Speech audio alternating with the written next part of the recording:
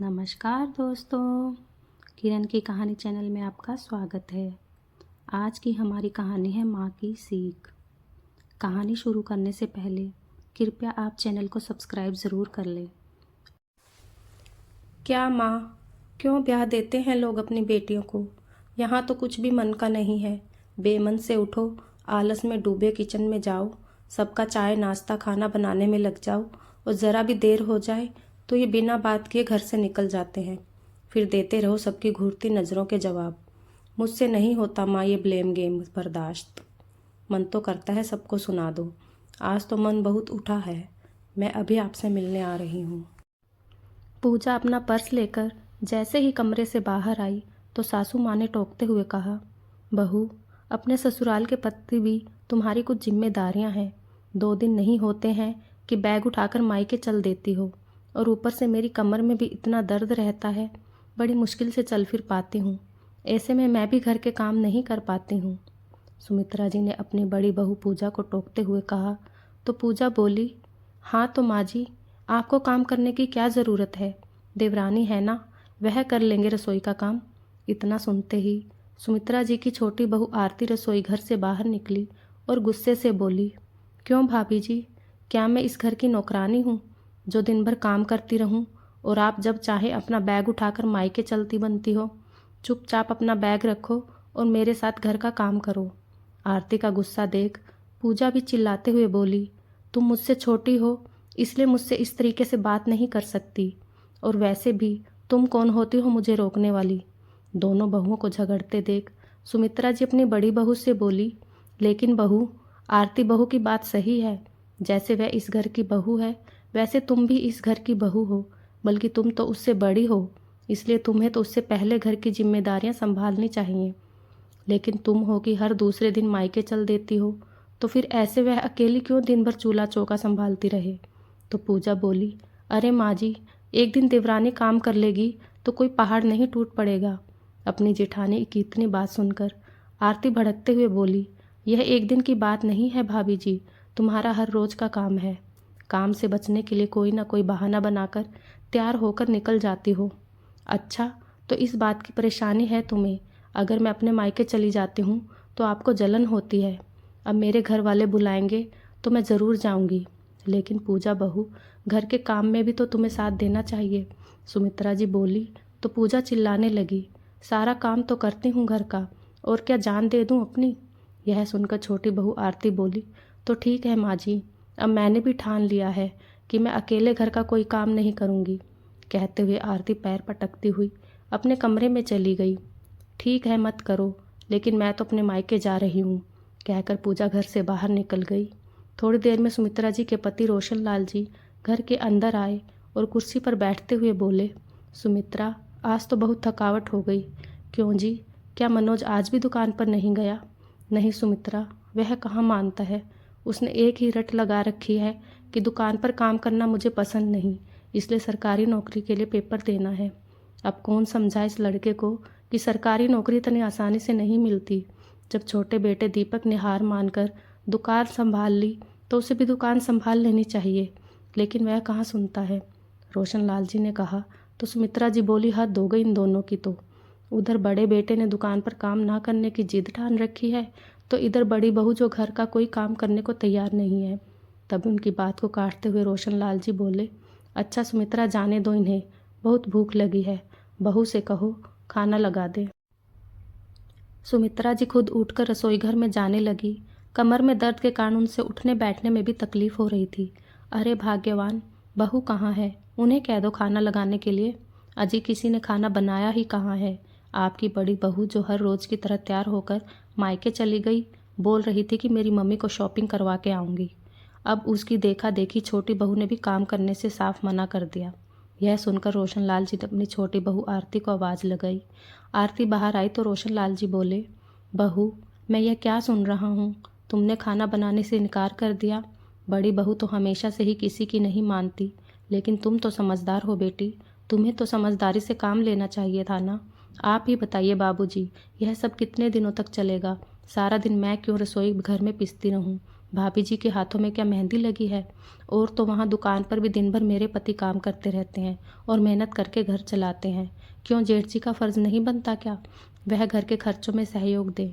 वह घर के बड़े बेटे हैं तो उन्हें तो घर की जिम्मेदारी पहले संभालनी चाहिए। फिर हम दोनों पति पत्नी ही क्यों नौकरों की तरह काम में जुटें।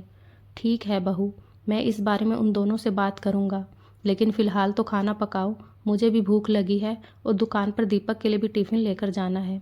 रोशनलाल जी ने कहा तो आरती सपाट शब्दों में बोली, ठीक है बाबूजी, आज तो मैं खाना बना देती हूँ, लेकिन आगे से अगर इस समस्या का कोई हल नहीं निकाला तो मैं भी किसी काम को हाथ नहीं लगाऊंगी। इतना कहकर आरती पैर पटकती हुई रसोई घर में खाना बनाने चली गई। छोटी बहू के तेवर देखकर रोशनलाल जी और सुमित्रा जी हैरान रह गए, परंतु अब रोशनलाल जी को चुप रहना उचित नहीं लगा। शाम होने तक उनकी बड़ी बहू पूजा भी घर आ चुकी थी और दोनों बेटे भी घर आ गए थे। तभी रोशनलाल जी ने अपने दोनों बेटों को अपने पास बुलाया और अपने बड़े बेटे से कहा, मनोज बेटा, जो जिम्मेदारी तुम्हें बहुत पहले संभाल लेनी चाहिए थी उसे वक्त रहते हुए संभाल लो बेटा। अब तुम्हें भी अपनी जिम्मेदारी समझनी चाहिए।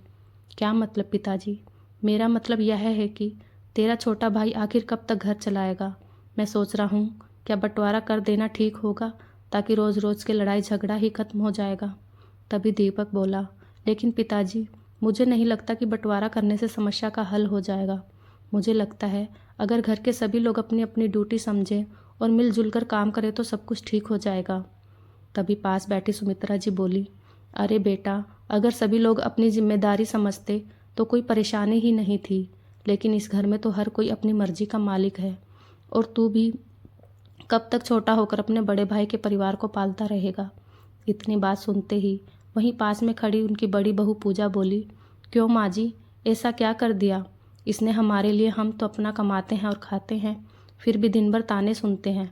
मैं तो कहती हूँ कर ही दो घर का बंटवारा, रोज़ रोज़ के कलेश से तो छुटकारा मिलेगा।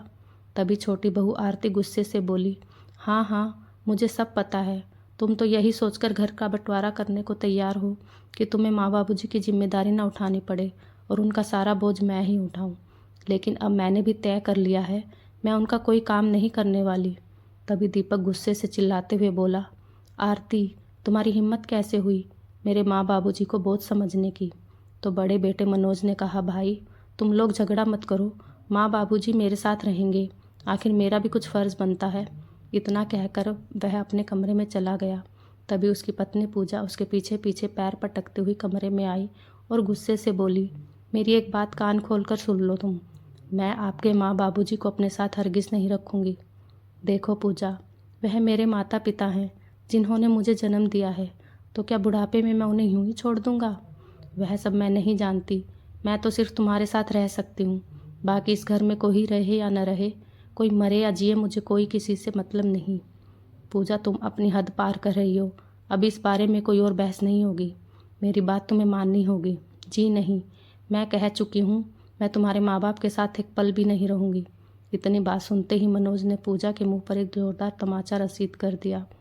गाल पर पड़े तमाचे से पूजा हैरान रह गई और फिर आग उगलती नज़रों से अपने पति की ओर देखते हुए बोली, अपने माँ बाप के लिए आज तुमने मुझ पर हाथ उठा दिया, यह तुमने अच्छा नहीं किया। अब तो मैं तुम्हें देख लूँगी। करीब 1 घंटे के बाद पूजा अपने मायके पहुँच गई। माँ बाबूजी रोते हुए पूजा ने आवाज़ लगाई तो उसके माता पिता कमरे से बाहर निकल कर आए। देखा तो आंगन में खड़ी उनकी बेटी रो रही थी। अरे पूजा, बेटी तू इस वक्त यहाँ, सब कुछ ठीक तो है ना? उसकी माँ ने पूछा। तो पूजा बोली, कुछ ठीक नहीं है माँ, सारा दिन उस घर में काम करके मैं अपनी हड्डी गला रही हूँ, फिर भी मेरे ससुराल वाले मुझे आए दिन बातें सुनाते रहते हैं, एक भी मौका नहीं छोड़ते ताने कसने का। और तो और आपका दामाद कहता है अगर इस घर में रहना है तो सारा दिन सास ससुर की सेवा करनी पड़ेगी।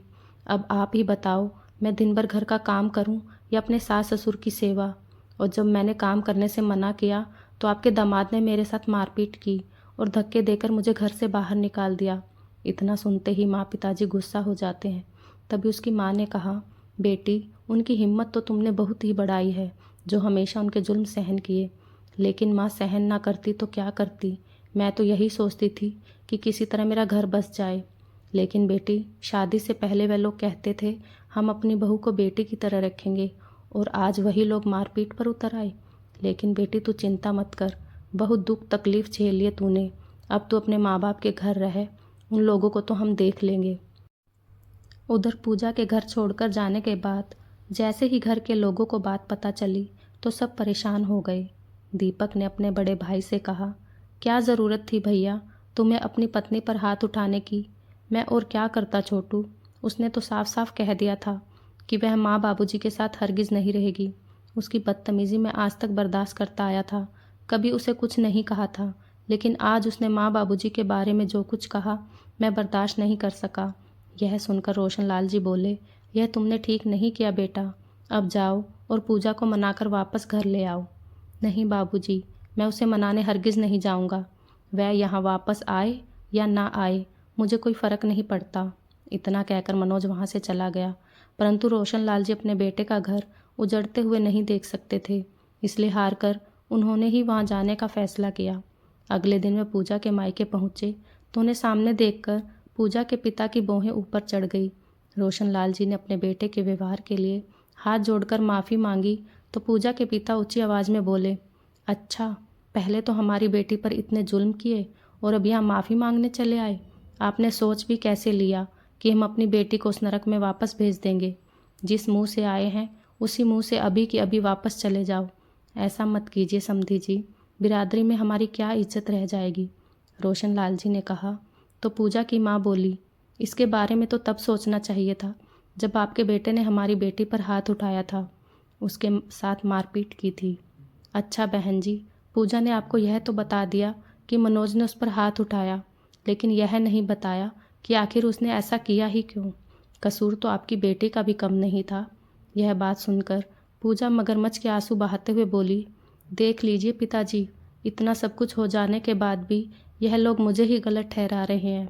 अब तक तो इन लोगों ने मेरे साथ मारपीट की थी, अगर बस चलेगा तो मुझे जान से मारने में भी पीछे नहीं हटेंगे।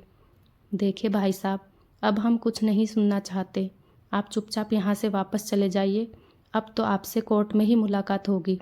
रोशनलाल जी हाथ जोड़ते हुए बोले, एक बार सोच लीजिए भाई साहब, बेटी की गलतियों से आंखें मूंद कर इतना बड़ा फैसला लेना ठीक नहीं है। आपके हाथ में 2 घरों की बागडोर है, आपके एक फैसले से 2 घर उजड़ भी सकते हैं और बस भी सकते हैं। तो पूजा की माँ बोली, आप लोग अपनी चिंता कीजिए, अपनी बेटी का घर तो हम फिर बसा लेंगे, और हाँ, हमारी बेटी के साथ आपने जो मारपीट की है ना, उसका बदला तो हम लेकर रहेंगे। अब चलते बनिए यहाँ से। अपना सा मुँह लेकर रोशनलाल जी वापस घर लौट आए। घर आए तो सुमित्रा जी बोली, क्या हुआ जी, बहू को अपने साथ लेकर नहीं आए? नहीं सुमित्रा, उन्होंने तो साफ मना कर दिया। मैंने तो उनके आगे हाथ भी जोड़े और माफ़ी भी मांगी, लेकिन ना तो पूजा वापस आने को तैयार है और ना ही उसके माँ बापू से भेजने को तैयार है, और अब तो कोर्ट केस करने की धमकी दे रहे हैं। क्या कोर्ट केस इतनी बड़ी बात तो थी भी नहीं। फिर सुमित्रा जी अपने बेटे मनोज की ओर देखते हुए बोली, बेटा अब तुझे ही उसे मनाकर लाना होगा। माँ, इतनी चिंता करने की कोई ज़रूरत नहीं, पूजा को उसके मायके में ही रहने दो। जो मेरे माँ बाप को नहीं अपना सकती, मुझे ऐसी पत्नी की कोई ज़रूरत नहीं है। और जहाँ तक रही केस करने की बात, तो उन्हें जो करना है वह करने दो। देख बेटा, इसी तरह के अहंकार में घर उजड़ जाते हैं, इसलिए तुझे समझा रहे हैं, बात को बड़ा करने की बजाय उसे सुलझाने में ही समझदारी है। अरे माँ, बात तो बढ़ चुकी है, अब जो होगा देखा जाएगा, कहते हुए मनोज वहाँ से उठकर चला गया। अभी एक दिन ही बीता होगा। दोपहर को जब दीपक दुकान से घर खाना खाने के लिए आया तो अपनी माँ को कपड़े धोते देख हैरान रह गया। वह तेज कदमों से चलकर अपने कमरे में गया और ऊंची आवाज़ में अपनी पत्नी आरती से बोला, आरती, अब माँ बाबूजी के 2 जोड़ी कपड़े धोने का काम भी तुम्हें भारी लगने लगा है? तो आरती भी चिल्लाते हुए बोली, अच्छा, तो मैं कब तक अकेले घर का सारा काम करती रहूं? आपको मालूम भी है दिन भर घर में कितना काम होता है। वह महारानी तो ठाठ से मायके जाकर बैठ गई, मैं अकेली क्यों घर के काम में पिसती रहूं? देखो आरती, यह तुम ठीक नहीं कर रही हो, दीपक ने गुस्से से कहा।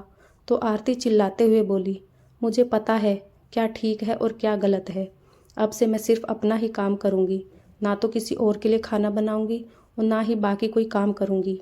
ऐसा कहकर वो पैर पटकती हुई रसोई घर में चली गई। इधर पूजा के मायके में उसके पिता उसके पास आए और बोले, बेटी मनोज का कोई फ़ोन आया क्या? नहीं पिताजी, वह क्यों फ़ोन करेंगे? मुसीबत की असली जड़ तो वही है। कोई बात नहीं बेटी, तू चिंता मत कर। मैं अभी अभी वकील से मिलकर आ रहा हूँ। तेरे ससुराल वालों पर दहेज का केस डाल दिया है। लेकिन पिताजी, दहेज की तो कोई बात ही नहीं हुई थी। अरे बेटी, यह तो हमें पता है, हमने झूठा आरोप लगाया है। लेकिन वकील साहब का कहना है अपना केस मजबूत बनाने के लिए यह सब हथकंडे तो अपनाने ही पड़ेंगे। दहेज का मुद्दा ज़रूरी था। अब तुम देखना कैसे मैं उन्हें दिन में तारे दिखाता हूँ। तेरे पैरों में गिरकर तुझसे माफ़ी मांगेंगे। यह सुनकर पूजा की माँ बोली, बिल्कुल ठीक किया जी आपने। उन्हें भी तो पता चले किसी की बेटी को सताने का क्या अंजाम होता है। जेल में चक्की पीसनी पड़ेगी ना, तो अकल ठिकाने आ जाएगी। अच्छा बेटी, तुम आराम करो, चिंता करने की बिल्कुल ज़रूरत नहीं है। इतना कहकर पूजा के पिता कमरे से बाहर आ गए। इधर पूजा के ससुराल में उसकी देवरानी आरती भी अपना खाना अलग पकाने लगी। लेकिन दीपक को यह सब बिल्कुल अच्छा नहीं लग रहा था। अगले दिन रविवार था, तो दीपक गुमसुम सा बिस्तर पर लेटा हुआ था। उसके दिमाग में विचारों का तूफान घूम रहा था कि तभी उसकी पत्नी आरती उसके पास आई और बोली, सुनो जी, सुबह के 10 बज चुके हैं, लेकिन आपने अभी तक नाश्ता भी नहीं किया है और रात को भी आप बिना खाए पिए ही सो गए थे। मैं नाश्ता लेकर आती हूँ, उठकर खा लीजिए। तो दीपक बोला, खाना तो मैं तभी खाऊंगा जब मेरे साथ तुम माँ और बाबूजी को भी खाना परोसोगी। वह मंदिर से वापस लौटते ही होंगे, तुम उनका नाश्ता भी बना दो। तो आरती गुस्से से बोली, अच्छा, तो आप अभी तक उसी बात को लेकर बैठे हैं। लेकिन मेरी भी जिद है कि अब मैं खाना उनका नहीं बनाऊंगी तो नहीं बनाऊंगी। ठीक है, फिर मैं भी खाना नहीं खाऊंगा, दीपक ने कहा। तो आरती बोली, ठीक है, फिर आप भूखे ही बैठे रहिए। तुमसे खाना मांगा भी किसने था? चली जाओ यहाँ से, मुझे अकेला छोड़ दो, दीपक ऊंची आवाज़ में बोला। तो आरती आग बबूला होते हुए बोली, अगर तुम्हारा यही हाल रहा तो मैं भी पूजा भाभी की तरह अपने मायके चली जाऊंगी। तो जाओ ना, तुम्हें रोका किसने है? दीपक का इतना कहना हुआ, आरती भी गुस्से में जाकर अपना बैग पैक करने लगी और थोड़ी देर में अपना बैग उठाकर दीपक के पास आकर बोली, मैं जा रही हूँ, लेकिन मेरी एक बात कान खोल कर सुन लो। अगर मैं एक बार चली गई तो वापस कभी नहीं आऊँगी। उसके बाद अपने माँ बाप के साथ ही रहना। इतना कहकर वह भी अपने मायके चली गई। लेकिन जब मायके पहुँची तो उसे अचानक घर में देखकर आरती के पिता थोड़े हैरान रह गए। अरे बिटिया, तुम अचानक यहाँ? ना कोई फ़ोन और ना कोई खबर। फ़ोन करने का समय ही कहाँ था पिताजी। क्यों बेटी, क्या हुआ? सब कुछ ठीक तो है ना? कुछ ठीक नहीं है। एक तरफ तो मेरे सास ससुर हैं जिन्होंने मेरा जीना हराम कर रखा है, और दूसरी ओर आपका दामाद है जो ढंग से बात तक नहीं करता। अब यहाँ ना आती तो क्या करती? इतना सुनते ही उसके पिता ने कहा, क्या इसका मतलब तो अपने ससुराल वालों से लड़ झगड़ कर यहाँ आई हो? राजी खुशी से नहीं? हाँ पिताजी, लेकिन मेरे पास कोई और रास्ता भी नहीं था। मेरी जेठानी तो ससुराल की जिम्मेदारियों से बचने के लिए अपने मायके जाकर बैठ गई और काम का सारा बोझ उन लोगों ने मुझ पर डाल दिया। लेकिन अब मैंने भी ठान लिया है कि मैं उस घर में सास ससुर की नौकरानी बनकर तो बिल्कुल नहीं रहने वाली। यही बात मैंने अपने पति से कही तो उन्होंने मुझे घर से निकल जाने को कह दिया।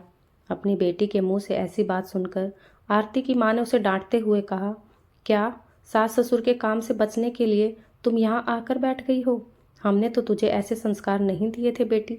लेकिन माँ, सास ससुर क्या सिर्फ मेरे हैं, मेरी जेठानी के नहीं? तो मैं अकेले उनका बोझ क्यों उठाऊं? नहीं बेटी, यह सोच गलत है। घर के बड़े बुजुर्ग बोझ नहीं होते। सास ससुर की सेवा तो किस्मत वालों को मिलती है। और मुझे एक बात बता बेटी, 2 साल हो गई तेरी शादी को, क्या कभी आज तक तेरे सास ससुर ने तुझे डांटा है? अरे वह तो तुमसे ऊंची आवाज़ में बात तक भी नहीं करते, और दामाद जी भी तेरा पूरा ख्याल रखते हैं। हम लोगों का सम्मान करते हैं। तुझे याद है जब तेरे पिताजी को हार्ट अटैक आया था तो मेरे एक फ़ोन करने पर वह तुरंत हमारी मदद के लिए पहुंच गए थे। हर मुश्किल घड़ी में वह हमारे साथ खड़े रहे हैं। कभी हमें बेटे की कमी महसूस नहीं होने दी। अब तू ही बता, अगर बदले में वह सिर्फ इतना चाहते हैं कि तू उनके माँ बाप का अपने माँ बाप की तरह ख्याल रखे, तो इसमें क्या गलत है? लेकिन तुम तो उनसे झगड़ा करके यहाँ चली आई हो। रिश्ता दोनों ओर से निभाया जाता है बेटी। अगर तुम अपने पति से उम्मीदें रखती हो तो उसकी उम्मीदों पर भी खरा उतरना सीखो। अपने माता पिता की बात सुनकर आरती की नज़रें शर्म से झुक गई और बोली, मैं जानती हूँ माँ कि मुझसे बहुत बड़ी गलती हो गई है। मैं तो सिर्फ उन्हें घर छोड़कर जाने की धमकी दे रही थी, लेकिन जब उन्होंने ही मुझे निकल जाने को कह दिया तो मैंने उस बात को अपने आत्मसम्मान पर ले लिया। माँ, अब मैं किस मुंह से वापस जाऊंगी? कहते हुए आरती रोने लगी। उधर दोनों बहुओं का हाल देखकर रोशन लाल जी सोच विचार में बैठे हुए थे। तभी सुमित्रा जी उनके पास आकर बैठ गई और उन्हें परेशान देखकर बोली, क्या हुआ जी, क्या सोच रहे हैं? कुछ नहीं सुमित्रा, बस यही सोच रहा हूँ कि कभी हमारा अच्छा भला हंसता खेलता परिवार हुआ करता था। अब न जाने किसकी नज़र लग गई हमारे आशियाने को। बड़ी बहू का स्वभाव तो शुरू से ही थोड़ा रूखा था, लेकिन छोटी बहू से मुझे यह उम्मीद नहीं थी। सुमित्रा जी बोली, सोचा तो दोनों बेटों की शादियां हो जाएंगी तो बहुएं घर की जिम्मेदारी संभाल लेंगी और बुढ़ापा आराम से कटेगा, लेकिन किसे पता था कि बुढ़ापे में हमें यह दिन भी देखने पड़ेंगे। अभी यह बात चल ही रही थी कि दरवाजे पर बैल बजी। रोशन लाल जी ने दरवाज़ा खोला तो सामने छोटी बहू आरती अपने पिता के साथ खड़ी थी। अंदर आते ही उसने अपने सास ससुर के पैर छुए। तभी आरती के पिता बोले, अपनी बेटी की तरफ से मैं आपसे माफ़ी मांगता हूँ।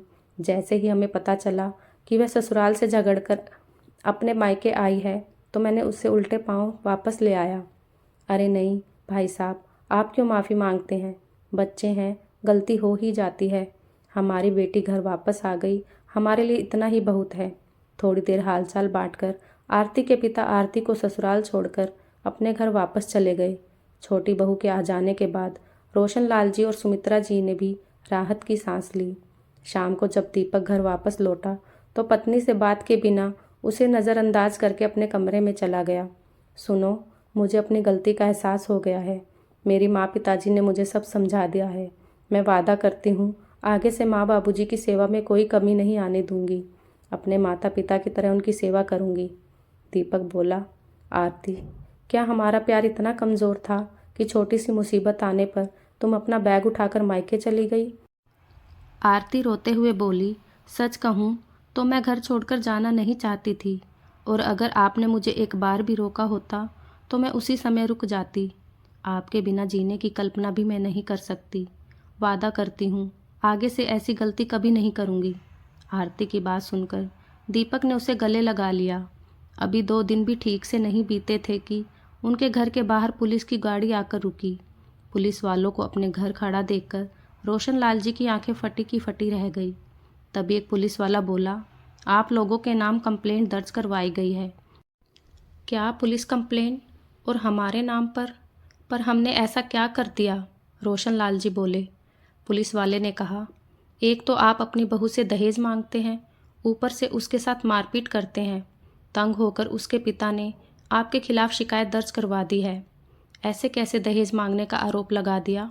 हमने तो कभी भी दहेज का नाम भी नहीं लिया, लेकिन आपकी बहू ने तो अपने पति और सास ससुर पर उसे मारपीट कर अपने घर से बाहर निकालने का आरोप लगाया है। नहीं इंस्पेक्टर साहब, यह तो बिल्कुल झूठ है। उस पर हाथ उठाना तो दूर, हमने तो उसे उंगली तक नहीं लगाई। पति पत्नी में आपस में छोटी मोटी बहस हो गई थी, जिससे नाराज़ होकर वह अपने मायके चली गई। मैं तो उसे मनाने भी गया था, उन लोगों के आगे हाथ भी जोड़े थे, लेकिन फिर भी वह लोग नहीं माने। इंस्पेक्टर साहब बोले, बेहतर होगा कि आप उन लोगों के साथ समझौता कर लें। अगर केस कोर्ट में चला गया तो पूरा परिवार लपेटे में आ जाएगा। आपके पास 24 घंटे का समय है। या तो आप लोग आपस में मामला सुलझाकर कल थाने में हाजिरी लगा देना, नहीं तो हम आपके घर आकर आपको लेकर जाएंगे। इंस्पेक्टर की बातें सुनकर रोशन लाल जी और सुमित्रा जी का कलेजा कांप उठा। ठीक है इंस्पेक्टर साहब, मैं उनसे बात करता हूँ, हाथ जोड़ते हुए रोशन लाल जी बोले और गुमसुम से आंगन में रखी चारपाई पर आकर बैठ गए। शाम के समय जब उनके दोनों बेटे घर वापस लौटे तो रोशन लाल जी ने उन्हें सारी बात बताई। दहेज के आरोप के बारे में सुनकर मनोज गुस्से में आग बबूला होते हुए बोला, उनकी हिम्मत कैसे हुई हम पर इतना घटिया इल्ज़ाम लगाने की? उसके छोटे भाई दीपक ने कहा, मनोज भैया, गुस्से से कोई बात नहीं बनती। फ़ोन करके आराम से उनके साथ बात करो, समस्या का हल ज़रूर निकलेगा। मनोज को भी यही सही लगा। उसने अपनी पत्नी पूजा को फ़ोन लगाया तो उसके पिता ने फ़ोन उठाया। मनोज शांति से बोला, पिताजी, छोटी सी बात पर आपने हमारे खिलाफ पुलिस में शिकायत दर्ज करवा दी। क्यों बेटा, तुमने हमारी बेटी पर हाथ उठाया? क्या यह छोटी सी बात थी? पिताजी, गुस्से में मुझसे वह गलती हो गई, लेकिन आपने तो मेरे माँ बाबूजी पर भी दहेज लेने का झूठा आरोप लगा दिया। उनका तो कोई कसूर भी नहीं था। देखो मनोज, मैं तुमसे कोई बात नहीं करना चाहता। अब तो तुमसे कोर्ट में ही मुलाकात होगी। ससुर की बात सुनकर मनोज भी गुस्से से बोला, ठीक है फिर, जाने दो मामला कोर्ट में। झूठे आरोपों के बल पर कोई केस नहीं जीत सकता। इतना कहकर मनोज ने फ़ोन काट दिया और अपना सिर पकड़कर वहीं बैठ गया। दीपक बोला, चिंता करने की कोई ज़रूरत नहीं है। मैं एक अच्छे वकील को जानता हूँ। मैं अभी उसके पास जाकर आता हूँ। दीपक वकील से मिलने चला गया। थोड़े दिन बाद कोर्ट की कार्रवाई चलने लगी। घर के सभी लोग हर पल इसी चिंता में रहते थे कि आखिर इस सब का नतीजा क्या निकलेगा। देखते ही देखते कई महीने बीत गए। एक शाम को जब वे तीनों बाप बेटा कोर्ट की कार्रवाई के बाद घर लौटे तो उनके चेहरे की खुशी देखकर सुमित्रा जी कुछ बोलती उससे पहले ही मनोज ने कहा, भगवान ने हमारी सुन ली माँ, हम केस जीत गए। इतना सुनते ही सुमित्रा जी खुशी होते हुए बोली, भगवान के घर में देर है, अंधेर नहीं बेटा। तभी दीपक ने खुशी से चहकते हुए कहा, माँ एक नहीं, दो दो खुशखबरी है। मनोज भैया को सरकारी नौकरी भी मिल गई। यह सुनकर तो सुमित्रा की खुशी का कोई ठिकाना ही ना रहा। घर में तो जैसे उत्सव का माहौल बन चुका था। 2-3 दिन बीते तो सुमित्रा जी अपने पति से बोली, मुझे लगता है कि अब हमें मनोज के लिए कोई अच्छा सा रिश्ता देख लेना चाहिए, क्योंकि उन्होंने तो तलाक के कागज़ भी भेज दिए हैं। जब तलाक ही होना है तो फिर रिश्ता देखने में क्या हर्ज है। तो रोशन लाल जी बोले, ठीक है, लेकिन कोई फ़ैसला लेने से पहले एक बार मनोज से बात कर लूँ। उधर केस हार जाने के बाद पूजा के मायके में जैसे मातम सा छा गया था। अब उसके भाई की शादी भी हो चुकी थी। पूजा अपनी भाभी की आंखों में भी खटकने लगी थी। चिंता में डूबे पूजा के पिता अपनी पत्नी से बोले, अरे भाग्यवान, इन वकीलों के चक्कर में तो बड़ा नुकसान हो गया और उधर उन लोगों के तो भाग खुल गए। अब तो मनोज की भी सरकारी नौकरी लग गई है। यह सुनकर पूजा की माँ हैरान रह गई। उन्हें तो जैसे काटो तो खून नहीं। वह बोली, सरकारी नौकरी? कहाँ हम सोचते कि उन्हें जेल की हवा खिलाएंगे और कहाँ सब कुछ हम पर ही उल्टा पड़ गया। खैर, जो होना था सो हो गया। आप पूजा के लिए कहीं और रिश्ता देख लीजिए। समय रहते कोई अच्छा सा लड़का देखकर इसके हाथ पीले कर देते हैं। तभी पूजा वहाँ आ गई और बोली, यह क्या कह रही हो माँ? क्या ज़रूरत है कहीं रिश्ता देखने की? अगर वह लोग भी ऐसे ही निकले तो मैं कहीं की नहीं रहूँगी। इसलिए मुझे नहीं करवानी दोबारा शादी। उसके पिता बोले, बेटी, अब कितने दिन तुम्हें घर पर बिठा कर रखेंगे? शादी तो तुम्हें करनी ही होगी, नहीं तो आस पड़ोस और रिश्तेदारी के लोग बातें बनाने लगते हैं। पूजा गुस्से से बोली, अच्छा पिताजी, अब आपको रिश्तेदारों का ख्याल आ रहा है? और जब मैं अपना ससुराल छोड़कर यहाँ आई थी तब आपने मुझे कहा था, बेटी ये तुम्हारा ही घर है, तुम आराम से रहो, कोई चिंता करने की ज़रूरत नहीं है। फिर अब क्या हो गया? अरे बेटी, हमने यह कब कहा है कि यह घर तुम्हारा नहीं है? लेकिन हमें भी समझने की कोशिश करो, उसकी माँ ने उसे समझाते हुए कहा।